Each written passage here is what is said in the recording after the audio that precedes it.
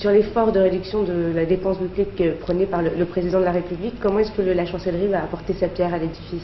Alors le président de la République a annoncé pendant sa campagne, lorsqu'il était candidat, que la justice ferait partie de ses 3 priorités, avec l'éducation et la sécurité. C'est une parole qui est respectée et le Premier ministre y veille, de sorte que pour notre 2e budget, nous sommes également en augmentation, une augmentation qui avait déjà été prévue, puisque nous savions qu'en première année, nous aurions 4,3% d'augmentation, en 2e année 1,7% et en 3e année 0,6%. Donc nous sommes dans la fourchette d'augmentation qui avait été prévue. Pour autant, évidemment, le ministère de la Justice doit prendre sa part aux efforts. Nous sommes considérés comme prioritaires, donc nous avons une capacité de création d'emplois. Nous créons 500 emplois par an et 590 emplois pour cette année 2014.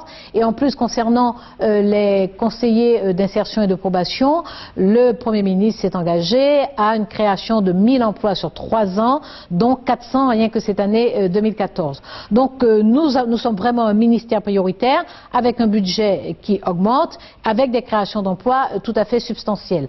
Mais pour autant, nous devons prendre notre part à l'effort commun et c'est pour ça que nous rationalisons un certain nombre de dépenses. D'abord, c'est une question d'éthique de la gestion publique, de ne pas gaspiller, de ne pas dépenser de façon non rationnelle.